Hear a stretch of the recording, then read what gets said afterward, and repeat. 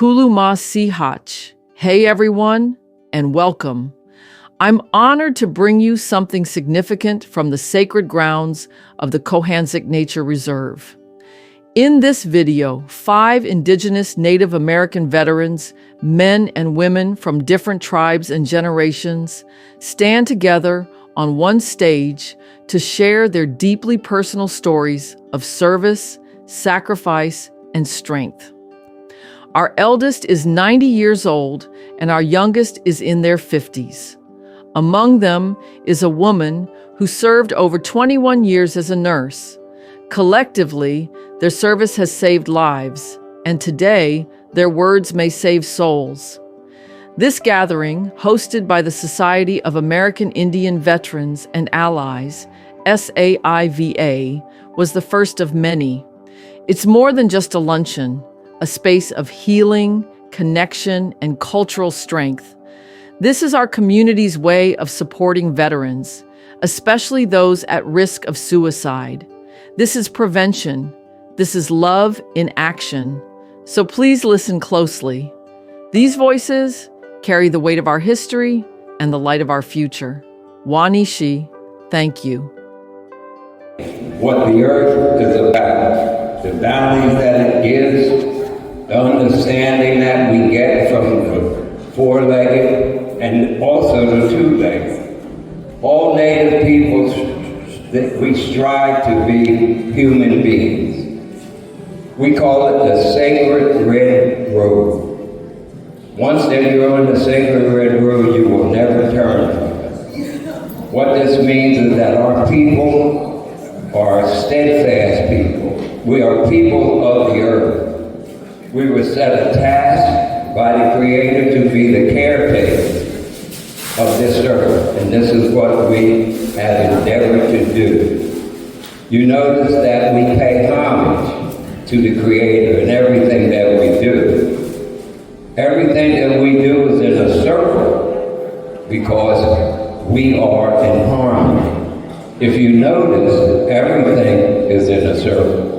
All of the heavenly bodies are in a circle. I say, you feel that you're a human being, but I say no.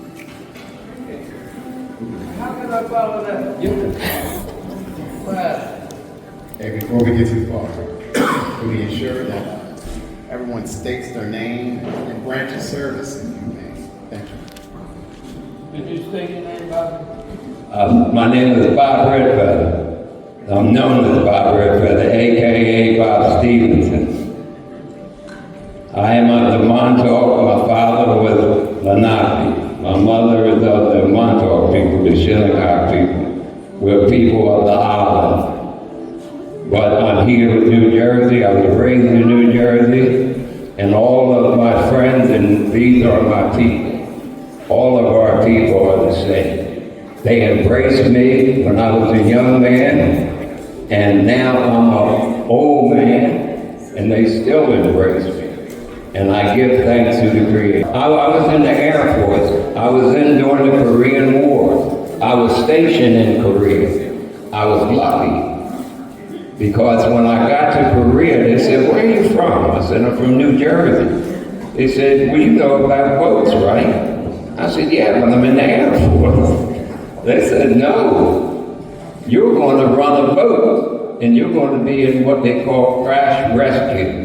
When the planes go down in the water, you're going to help them and drive the boat. I said, you got to be kidding. You're going to give me a good job like that? And they said, yes. And they said, also, better than that, we're going to send you to Japan. I said, what? And they sent me to Japan. And my home base was in Japan, but I was back and forth to Korea. I was fortunate. Very, very lucky. Every 15 minutes, the helicopters were carrying wounded people back and forth.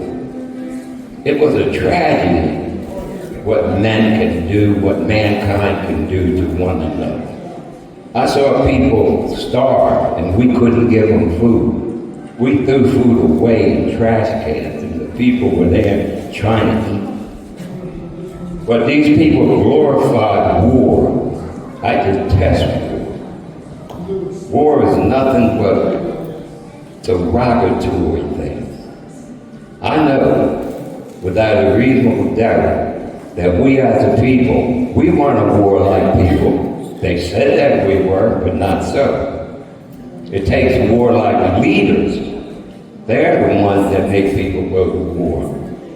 All that we ever wanted to do as a people was to live in harmony, respect one another, and open our hearts to different people. Now they're speaking about refugees. We should send these refugees back. Well, think about it.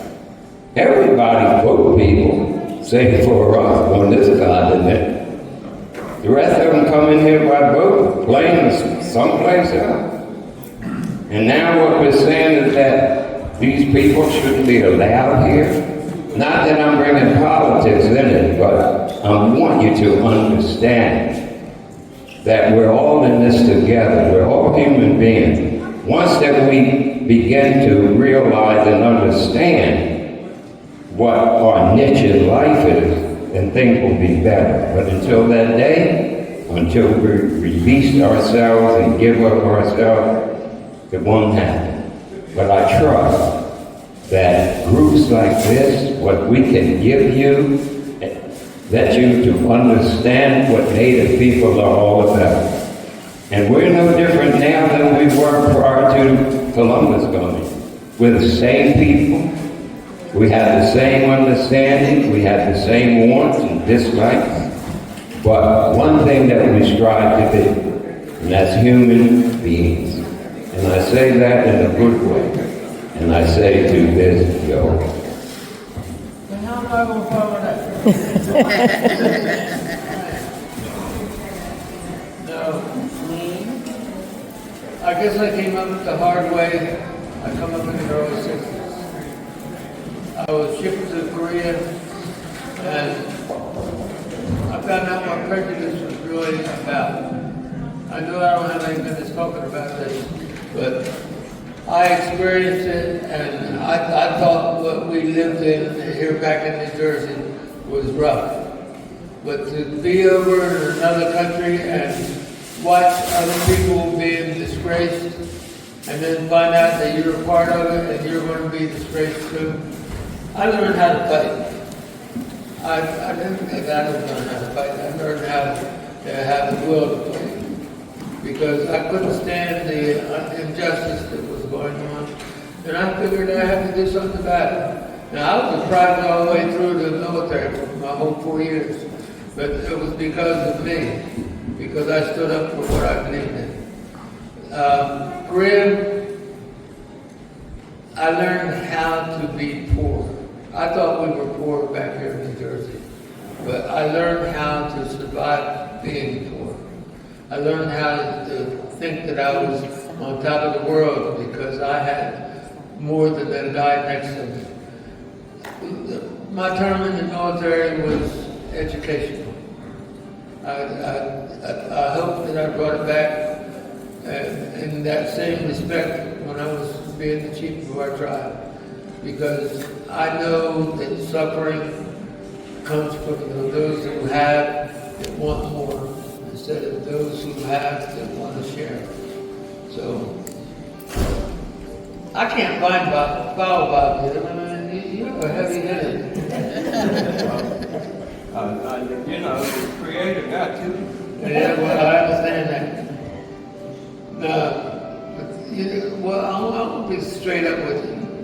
Bobby and I go way back to Armory days. Now, I ain't going to go no further than that. But, you know, us coming back and meeting in this building today brings back the reason why we stuck our neck in the noose. The reason why we took a chance, because we wanted the next generation to have a chance. And we didn't have that chance. We made our way through. So, thank you, Bob. Thank you. You're the old man and I'm the young man. And you're the young man compared to me. Yeah. Go ahead, guys. Wait, we didn't get your name and your tribe. I didn't hear it. Mark Melvin, Quiet Hawk Pool, for From 90 Coquitlam Island Alpha Indians, and I'm 25. I don't know, but I thought I'd throw it in there in case some young girl wants to look at me. What branch? What branch? Army Engineers. Hi, good afternoon, everybody. My name is National Way. I am a member of my family here with the Nanagolan and the Napi tribe. My Indian name was given to me by Uncle Sonny, proud of walking buffalo. I served in the United States Army. Like the rest of the guys here, we're all related. We're enough to the family, and I always did want to serve. I like the Marine Corps, but you know, they had their little, that sleep the bulldog stuff or the mascot or whatever. So I joined the National Guard. When I grew up, growing up where I been in the country, it was at the time where all that roots and all that other good stuff, moves and all that, you know, and people judge by the color of your skin and not the contents of your heart or the intentions of your mind. It was totally close out there. As you can see, I tan really easy, real easy. Give it another couple of weeks ago, and I scared myself looking in the mirror. But when I joined the military, I never knew that there was a racism in the military against Native Americans, because when I joined, it was like you're in formation, and every now and then they come up with and they update your card with your ethnic group, your history, your religion, or whatever. And I was always told that I was not a Native, I was not an Indian. I was a nigger looking for a casino. I experienced that when I first started with the Guards. Ironically, I had a family member there who was there who made the correction and corrected that incident. And good. After I thought it was done and over with, until I went active at the station at Fort Bragg, part of the 18th Airborne Corps. I lived that every day. And they would say, hey, your casino's over here. All kind of crap like that.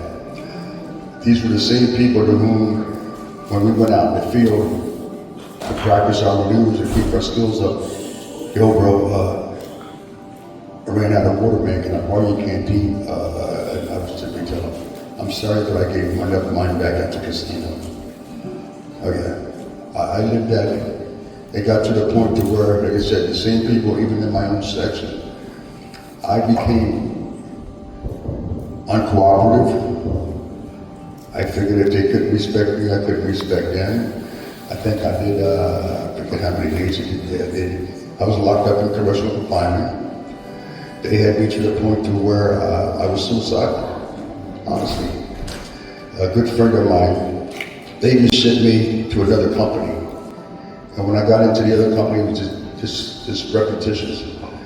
And if it wasn't for a good friend of mine, respectful Danny Laura, my ass would have been dead a long time ago. I was maybe about 2.5 inches away from taking a nosedive off the side of the barracks. It was like off the third floor.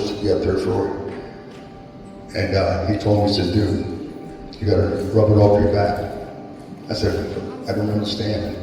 These same guys that we're gonna ride here in the field because they're out of water or something, they don't have the P38, they don't have the C-rats or whatever, they don't want to borrow mine. Hey buddy, now I'm your buddy. And my answer was always the same. Sorry, I left mine back at the casino. It was on a roulette table. Like I said, I got to the point to where the military actually kicked me out. They gave me a footprint and a ticket home.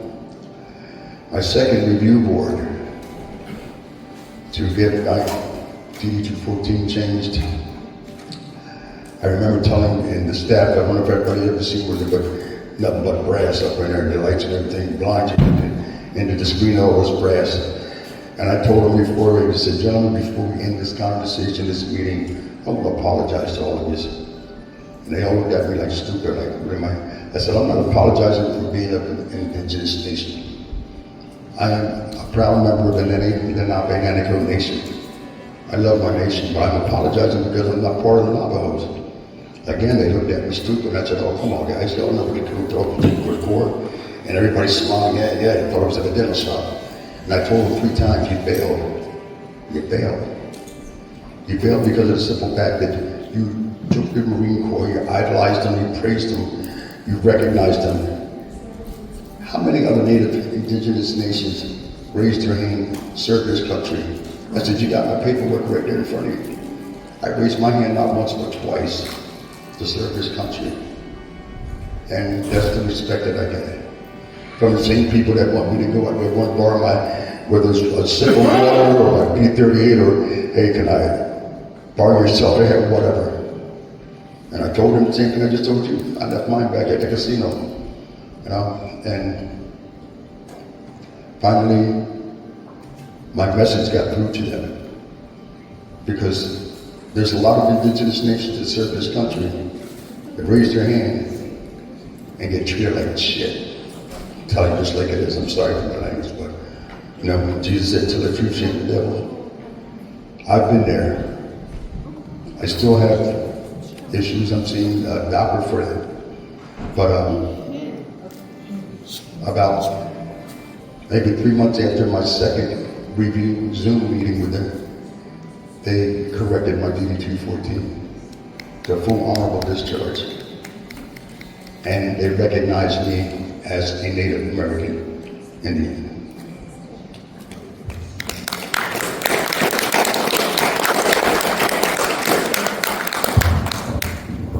Last time you get that honor, everybody clapped, but they just clapped in the Bible. I might be a little bit younger, a little bit cuter. Robert Munson. I live local in Bridgeton, member of the Nanaco Lenape tribe. I was in the Navy submarine service. That's a brotherhood when you get in there and get through your qualifications. Doesn't matter your color, you're accepted either way. I always told them I was either native or white. Please don't do that. That's embarrassing to all of us. He said, if I can show my legs. Oh, please. I told you not to, oh God. Don't look, Mark, don't look. That's what I say, I was either native or white. Oh, yeah, I'm there too. Accept me as I am. And it ended up, that's the way we finished it. On Facebook, there's a group that is still active from the boat I was on, which is what we refer to submarines. And there's more than 300 of us still together. If something happened when we were out, we were in Italy. And chief of the boat, he's the most senior enlisted man, got pickpocketed by one of the girls that worked the club. And he just told somebody to marshal the troops. He went to the manager of the place and said, "We're gonna rip this place apart if I don't get my wallet back." He got his and 3 other guys got wallets back. We took care of each other. So, other than that, not sure where else to go. Hi, my name is Carissa Winder-Nonball, and I live in Jenkintown, Pennsylvania. I'm the only female on this panel, and the baby, I would say. I am a member of the Kiskiak tribe of Virginia, Powhatan Nation, and my native name is Golden Dove. I served in the Army Nurse Corps. I am an Army brat myself. My father retired, Colonel, and I retired in '06, Navy captain, from the United States Public Health Service. I served as a uniformed nurse for 21 years. My war zone was always the hospital. My war zone was always healthcare, administration, and management of people. I read stories of gentlemen, their burdens and their battles. And when I was a little girl, I always knew I wanted to be a nurse. And I also knew I wanted to help out my father or my brother when they were in war. So that's what drove me to the uniformed nursing service. I did serve during Iraq, but not in the front line, but at the hospital, in the hospital. And I'm honored to be up here with you, Jennifer, and all your stories. So thank you.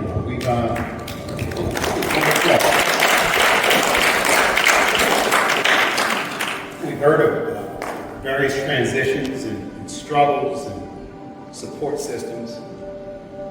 I have a question for you, because there's this whole page of questions, and you guys had an opportunity to read them out there, but there's one that's pressing. And it's, if there's someone listening right now that needs to hear the words, that must be struggling in silence, what would you share with them as it relates to getting them, not just back here on American soil, but getting them home?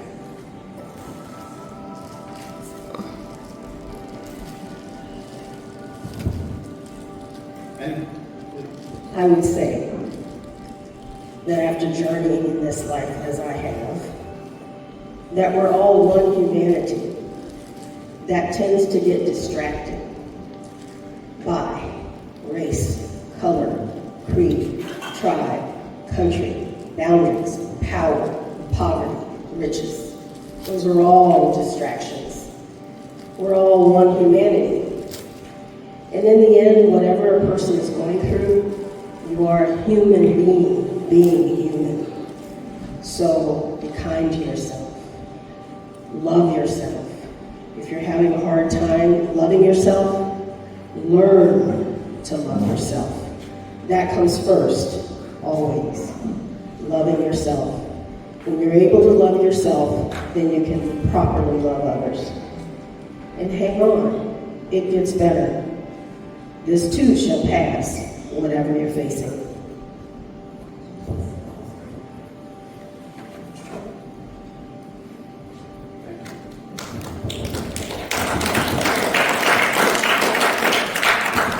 One more question? Four. As I said, on the sub, we were one unit, we were a family. We didn't let anybody mess with us. So if we had a program they called PRP, Personal Reliability Program, we looked out for each other. If one was acting strange, we reported it up the chain of command, and it was taken care of. They were talked to, tried to make sure they weren't on drugs or anything, and they could be handled. So it was the family there. Just to have put me to, I recall a couple of incidents to where this casino shit got kind of to the point where I was like at the point of suicidal. And I carefully reminded you guys, I said, you know what, fellas? Just last week we was out in the field.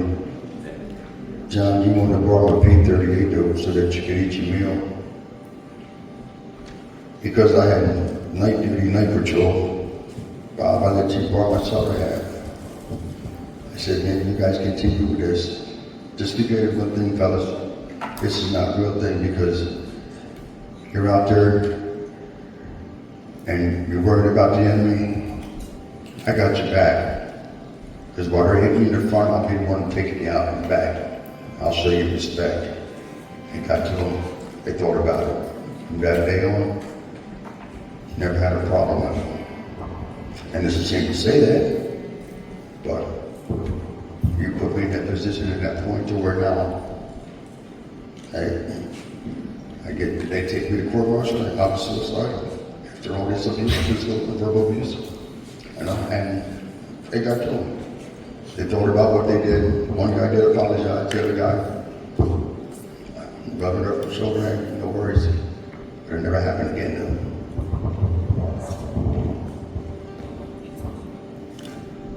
I got a message that one of my old shipmates lost a son.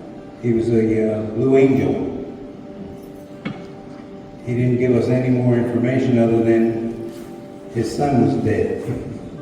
So I don't know if he lost the plane or what.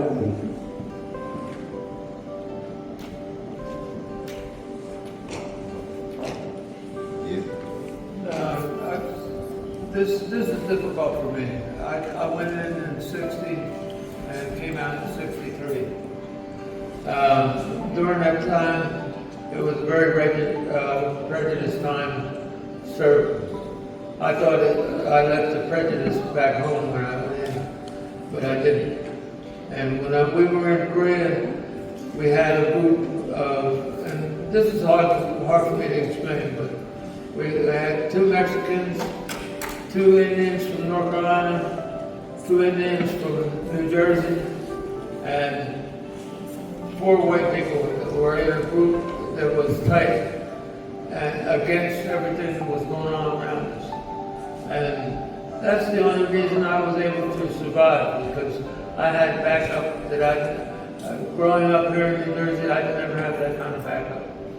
And I didn't know that people were surviving that same kind of prejudice that was in the military. And I just thank God for it, because, like I said, excuse me. The two boys that were from Hawaii, one was Native American, or what do you want to call it, and the other one was Japanese. And I saw the prejudice in front of me that I could recognize growing up, and then when I went in the military, it followed me into the military. And during that time, it was a really scary time, because you wasn't going to get any rank. You could be the best. I was a crane operator. I could be the best crane operator, and it had an effect on my rank and how I was treated. So I really don't have any business talking about this. I've suppressed it all these years. But see, one of the things that happens, you're not the man that you were. You're not treated as that man. No. And that's, to an 18, 19-year-old boy, that's depressing as all get up. So, I'm sorry I talked too much about it. You're open to doing it. Just to get insight of what Mark was saying, I remember when I was going to school, you remember Bob? We had to fight to go to school. Was it the Roots, was it? Whatever that move, whatever. And I remember, because I wanted everybody, they didn't want you to go to school. They tried to boycott school. No, I'm going into school. And I remember one time, my grandmother was a lot of the elders out here in that park. You know what the old place freight is? I remember carrying that on my person, and at one point in time using it just to get me to school. And they didn't want me to go to school because up here I'm black, and down here, hell, they called me a Puerto Rican. I said, oh well, say la vie. And like I said, I survived, but like I say, some things you do suppress. And there are little knickknacks that you just actually set off. You just sitting there and something, I don't know, you watch any war movies, Mark? No, I can't tell you. No. That's back when Richmond had like 21 school districts coming into it. Yeah. And it was crazy. You had to fight just to go to school. And then when I got in the military, I'm like, damn, I gotta fight these knuckleheads here to serve my country. Was killed at the Inchon Reservoir. My son, I named Jay, in reference to him and to my uncle, who was named Jay, and he was in the First World War too, and he was also in France. So I saw a lot when I was in the service. I saw a lot. But when I first got to Korea, everybody was walking around with a little can. And I said, what's in the can? They said, you'll find out. Well, everybody was smoking herb over there. They were smoking cannabis. Everybody walking around getting high. And I said, well, is this what you do in order to kind of keep yourself? They said, yeah. They said either that or you don't have to, or you can drink, or you can just let it pass you by. But I'm fiercely Indian. And I always look back to what my mother told me, because she was old enough. My father died when I was 5. She said, you're native. You're not like the rest of the people that you're dealing with. She said, understand yourself, take care of yourself, and think for yourself. She said, be who you are, but put a shield around you. And I did. And I was blessed. I put the shield around me, but at times it kind of got weak. And I had thoughts, and I had a lot of flashbacks, and as my friends here said, that it's a terrible thing. I wouldn't want anybody to be exposed to it that didn't need to be.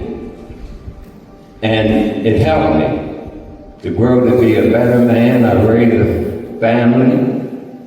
I was fortunate enough to be able to send both of my children through universities, and the veterans helped me a lot. I'll give them that. I'm 100% disabled vet. And I got that later in years, but I lost my hearing. And that's from the noise, being in the water. But it's good that we understand that what the veterans have given, we have sacrificed. We've given everything that we could give. And unfortunately, a lot of them will never return. But we did. We did. So we should be celebrated. And I know that everyone here feels the same way, that all veterans should be respected, and we should be celebrated. And what's happening to our brothers and sisters with this suicide is rampant. But there's a reason for that. And the reason being is that, of course, I say that some people have pity, but great multitudes do not.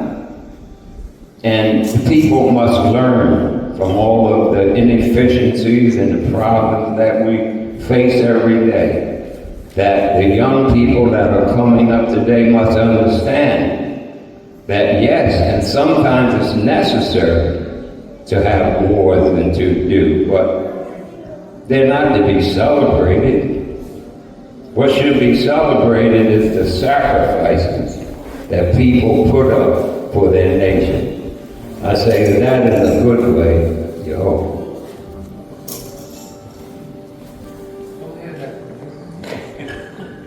So I have a final question for the panel.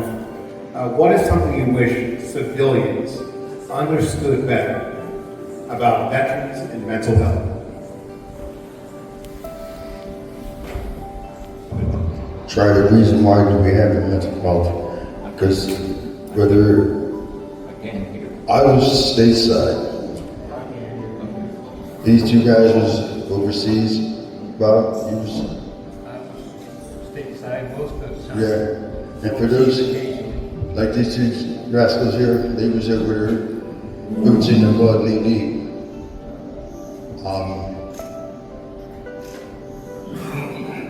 People look upon you and then they say something,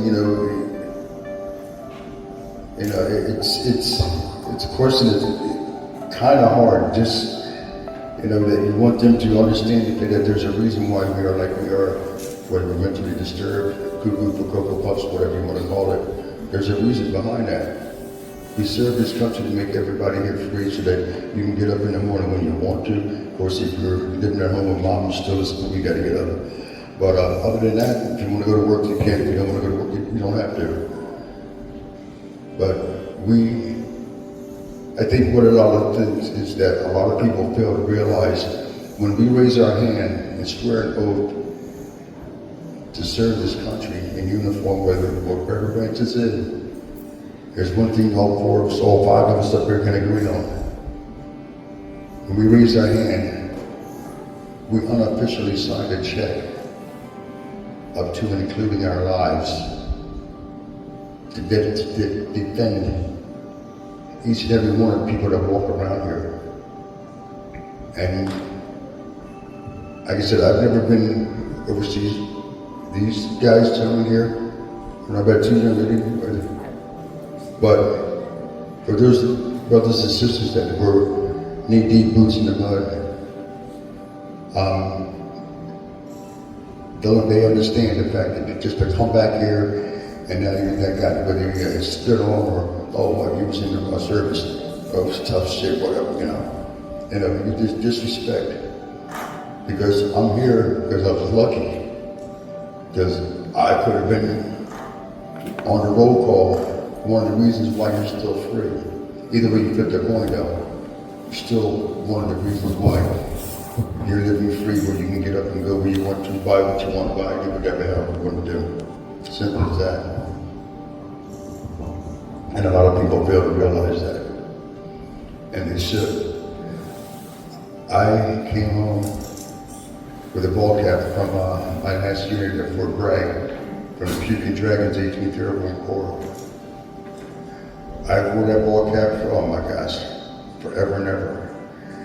And then the tribe day came out with the native ball caps. I've got more respect by wearing this native ball cap. You're a veteran and you're native, yeah. I've got more respect in 3 months than I did in 6 years of wearing that other ball cap.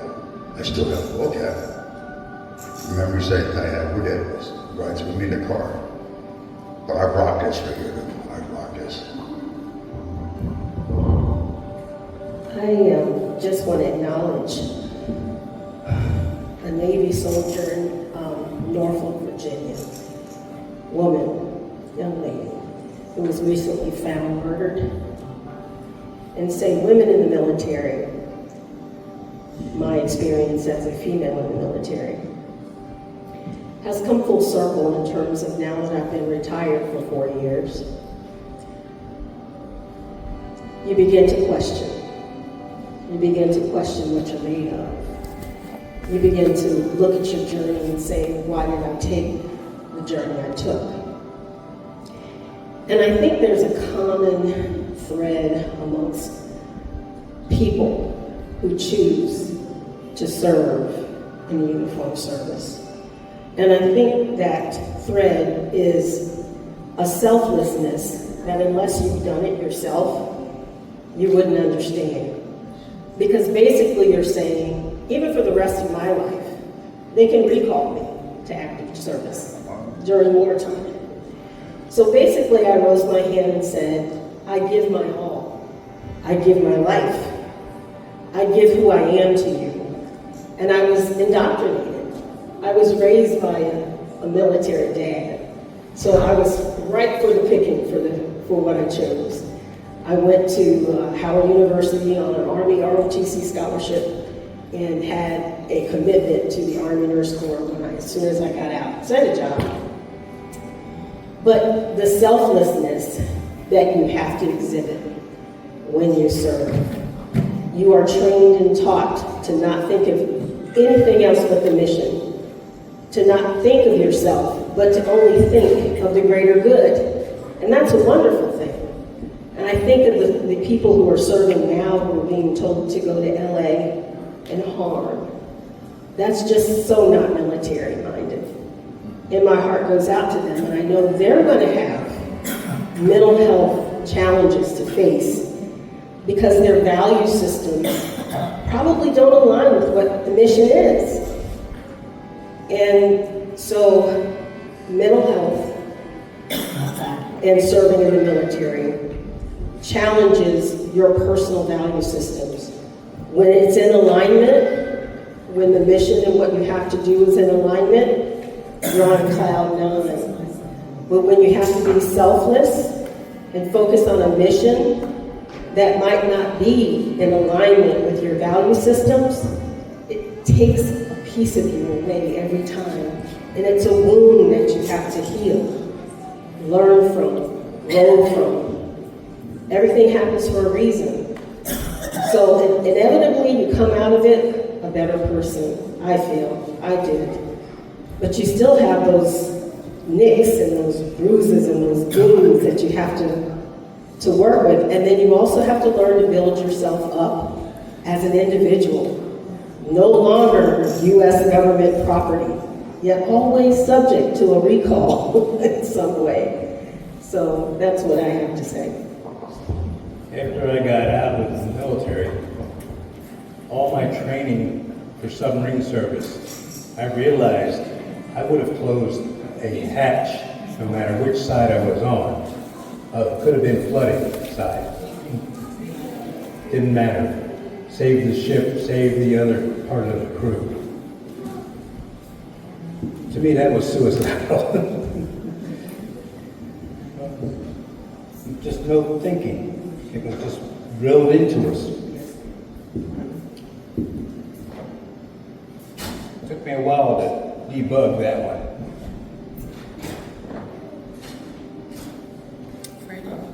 So, any other offers as to what you would share with civilians in regard to the military mental health?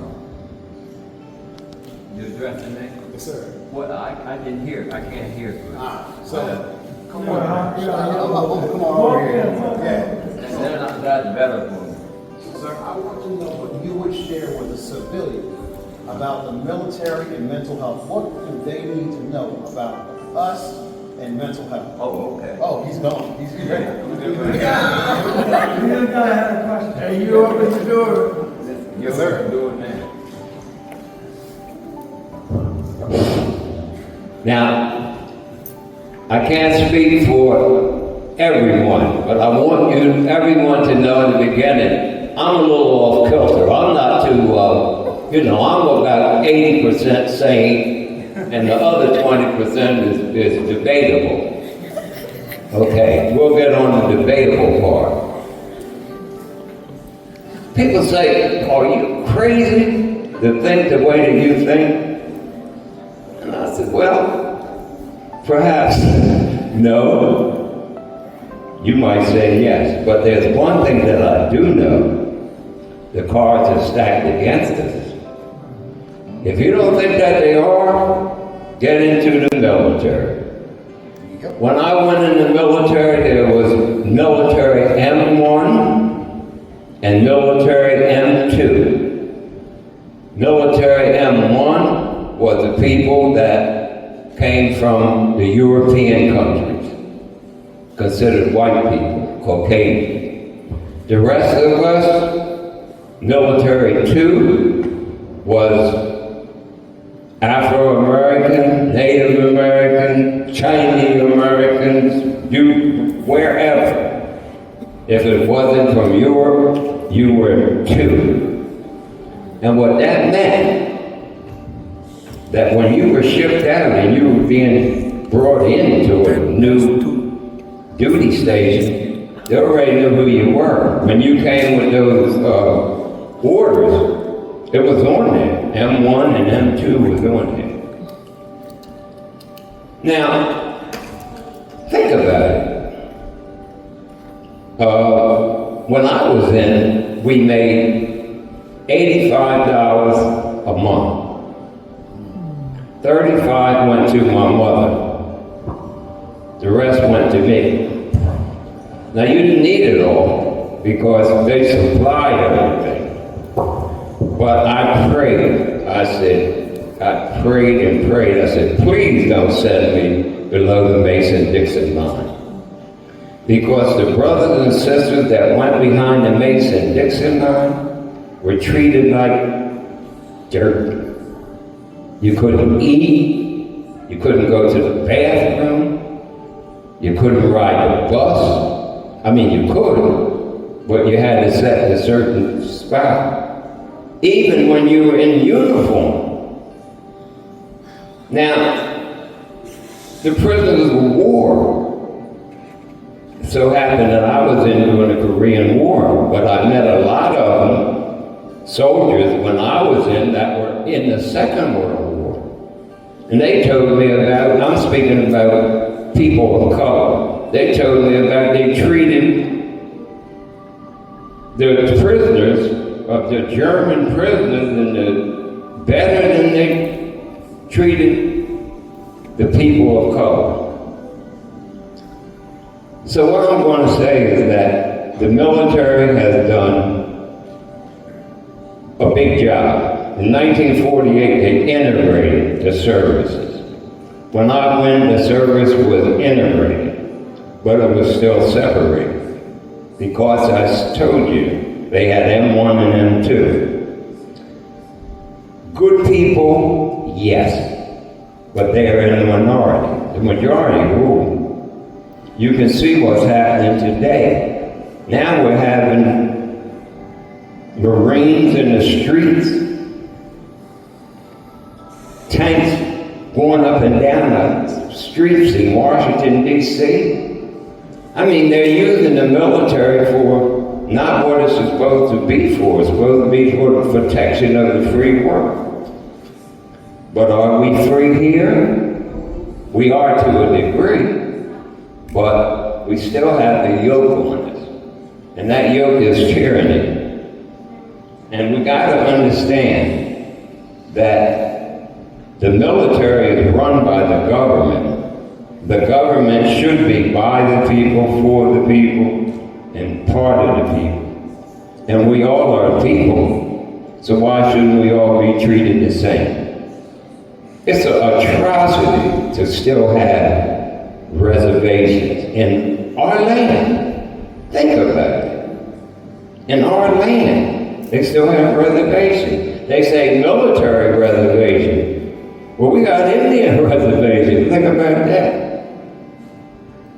So what I'm saying to everybody that's assembled, I'm not bitter, but I'm learning. I understand what's going on because I'm an American. I've been here.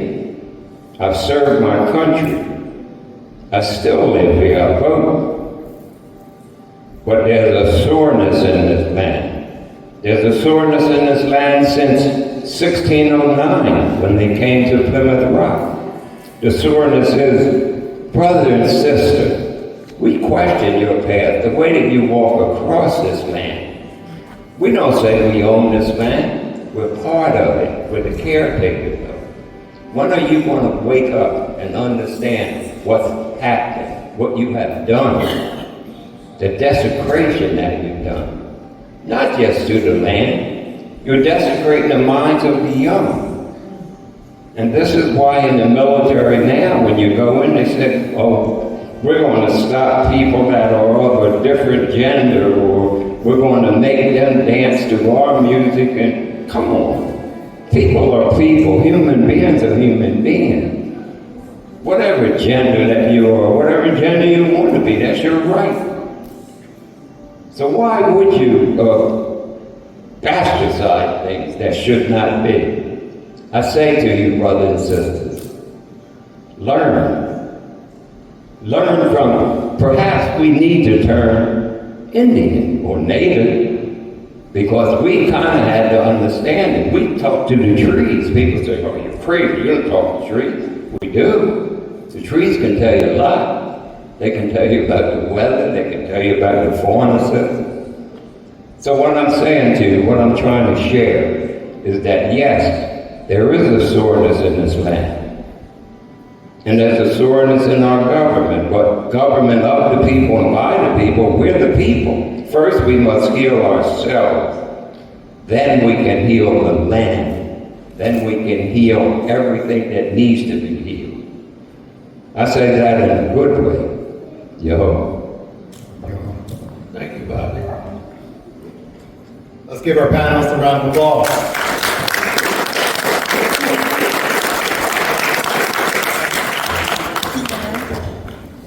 Q&A for the audience. So we'd like to move into some Q&A if there are in fact questions.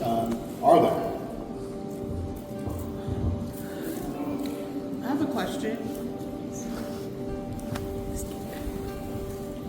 Since we're on the topic of mental health and taking care of yourself, what do you all do to take care of your mental health? And I mean, you can just go one at a time if you like. For over the past 4 years, have been trying to find my new niche. Now that I'm no longer strapping up in a uniform every day and putting eagles on my shoulders. It's a big adjustment. And so I've switched 2 jobs, and I'm finally now working back kind of in a government contract, and I feel back home. I don't know if it's just the acronyms and the rigidity or whatever, but I feel home where I am now. So I'm saying that to say that I had to find the right place to work for that aligned with my being.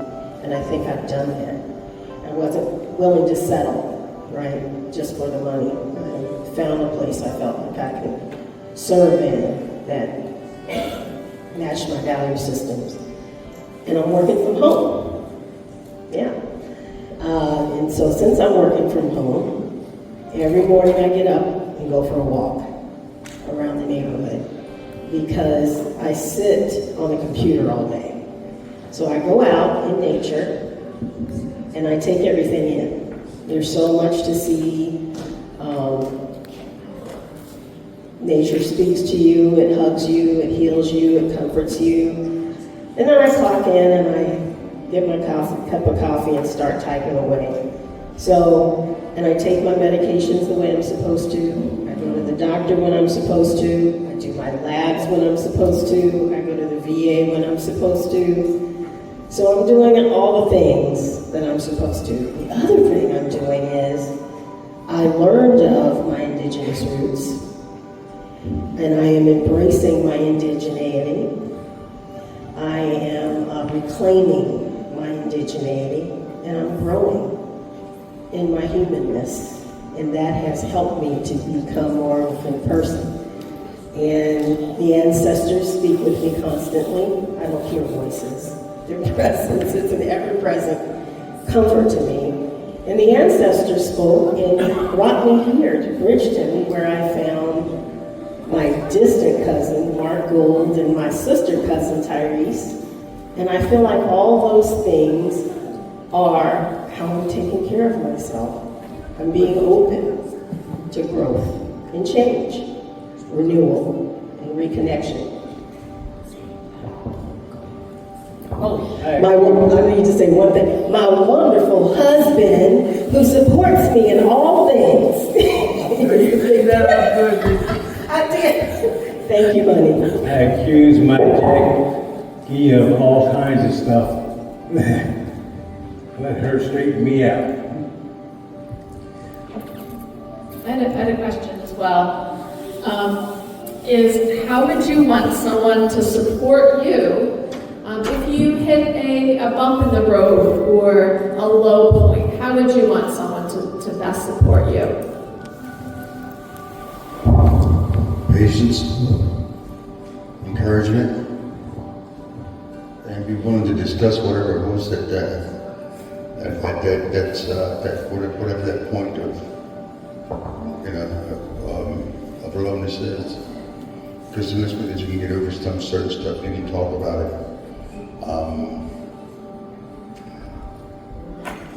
Yeah, that's about it. I have to have Jackie pick me up off the floor. Sometimes spouses can help us get off the floor. Yeah, all right. But you know one thing? The VA has helped me considerably. I didn't really understand what their position was.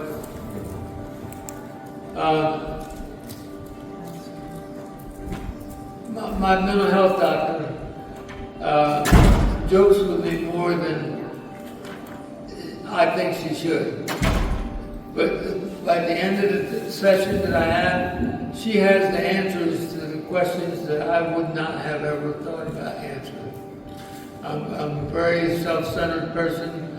I don't want to divulge myself to anybody, but I will come out and tell you, the military hospital, the military psychologists have helped me considerably.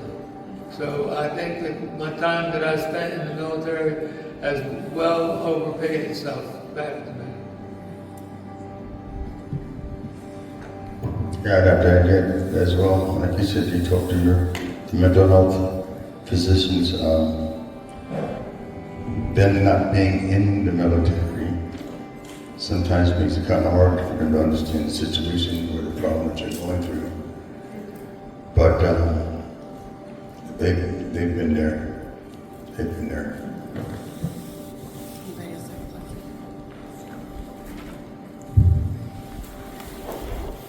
How has community and events like this helped you? Well, one of the things is an event like this gives you a chance to divulge what you keep secret. And my daughter just told me I got to pick up my mic. But one of the things that happens, you internalize these problems that you have.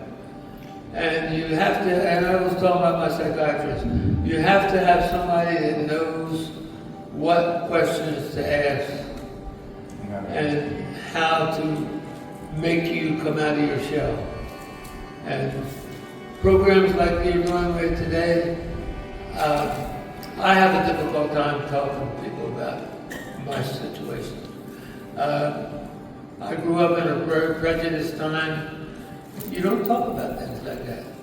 You don't have the opportunity to feel free to talk about things like that. And programs like what you're doing today, and with my psychiatrist asking me questions to put me on the spot, they don't happen just like that. So somebody has to be trained to make it happen.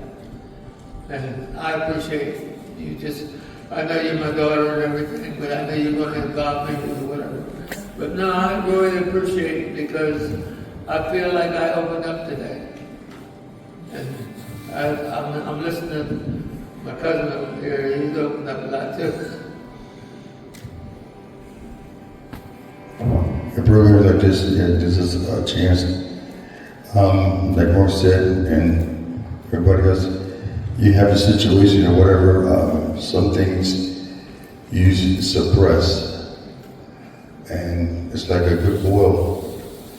You keep suppressing and suppressing and suppressing. You can only suppress the wrong before it starts to fester. And if you don't have someone or a point to where you can release some of that pressure, the next thing you know, you're being strapped down to a bed or in a room with padded windows or something of that nature. Something like this right here is very beneficial to all of us. I know being here, I've been more relaxed. Like I said, some of the stuff that I've shared with you today, I very rarely share. I have friends who knew my situation with the military, and every now and then I just gotta reach out and snap, matter of fact, reach out and snatch one of them by the throat, because he was getting ready to say about the casino. And I said, bro, you know my history. It would be better if you just don't say a word. With that, I just got up and walked away. You know, because to talk about it in that type of environment, then there's like a little couple of splashes of ridicule or whatever, some stupidity in there. Whereas here, everybody here, one way or another, story may be different, but the results are the same. We're all, and you know, it gives us a chance to share our stories and to let us all know that we're not alone. We're not alone at this. We have other people So if something like I call it to you, hey chief, what you doing? And blah, blah, blah, blah, blah. You know, boy, son, this is what you gotta do. There's been many times that I went to him and, hey chief, come down right there for a minute. Well, son, his word up is, well, son, let me tell you what you gotta do. And then first let's go sit down, because you know I'm old. And we sit down and we have a conversation, whether it's 5 minutes, 10, 15, 20 minutes. Excuse me.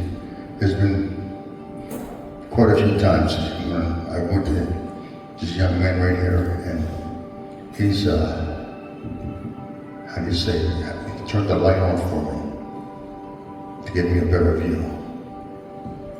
And I'm grateful. Him sitting here next to him.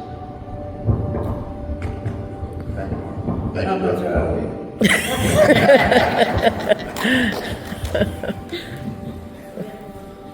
Wait, one more question. So I have a second question. First of all, I just want to thank you all because I'm really appreciating the insight and stories. It's all very valuable to me, especially for myself.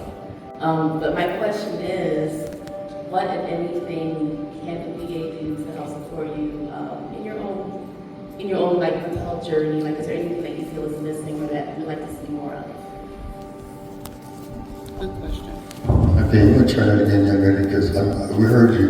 I got one hearing aid on, but the other was acting up too. So you got to try that one again. Okay. So my question is regarding VA care. Is there anything that you would like to see more of, or that you feel is missing, that you feel would be in support of your mental health goals? Like, what is there anything that you would like to see more from the VA? Group sessions like this right here would be appropriate, because no matter, like I said, there's 5 of us up there, and we've all 5 walked different paths, and whether or not we crossed each other's path, the trail seems to be quite similar in retrospect to our history. And one way or another, like Bob could say one thing and that could either help me or help her, this one here, that one, or it could be the same way. Somebody there could say something to which would turn a light on for the rest of the group. Personally, I just wish I was in better condition that I could go back into the military.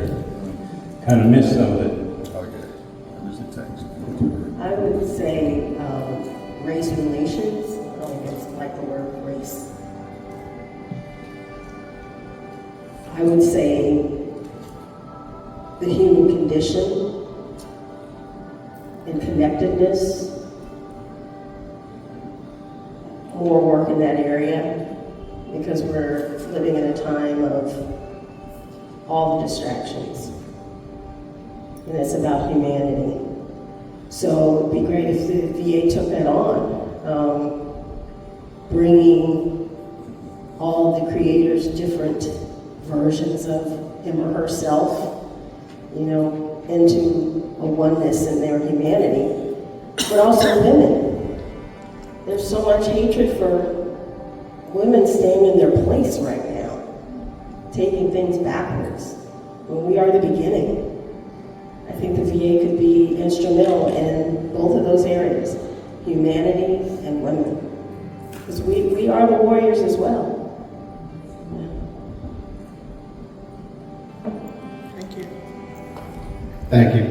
And ladies and gentlemen, before I turn this back over to Jamie, put your hands together one more time for ladies and gentlemen.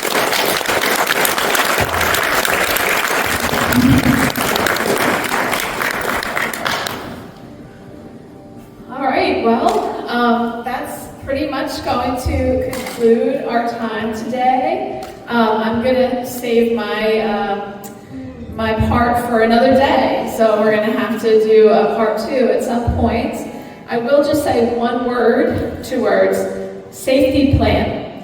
And what I want to say about that is I've heard on this stage some hurt and some soreness, and that we never know when we're going to find ourselves in a time of crisis. And it can be brought on by medical health or physical health, relationships, money, homelessness or housing, all of those things can flip a switch and put us into a crisis.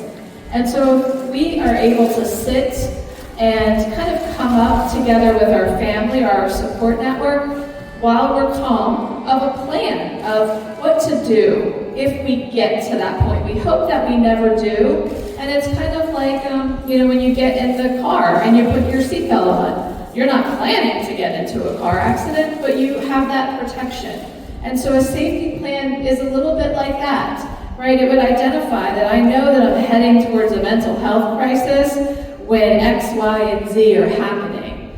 And then it would also say, when I'm in that space, these are some things that I could do that ground me. Maybe it is talking to the trees or being in nature, and you know that those things are going to help you. And then it also says, these are the people that I can call. I know you have a lot of support in your tribal family, and so to kind of put those names down and the numbers, that when you are in a crisis, you can go back and you can reach out to those people. And then finally, we haven't talked too much about it, and like I said, part 2 will be more about this, but we want to have a plan for what to do with what we call lethal means. And Rhonda alluded to this, that most of our veterans, they're dying by suicide by firearm at the highest rate, and we know that that is extremely lethal. And when we talk about safety and lethal means, we're not talking about taking firearms away or restricting rights. It's really about safety. So what could be a plan for that if you do find yourself in a mental health crisis? Is there a friend that might be able to hold onto a firearm for you for a little while until you get into a better space? Or if you have a lot of medications, maybe a spouse can sort of monitor those a little bit and hang on to those. And so that's what a safety plan is. It's really just kind of having these protections in place, so if you get to a bad mental health state, you know what to do. You can go to that safety plan. I have some examples of what one looks like. They're back at the table at the vet center as well if you ever wanted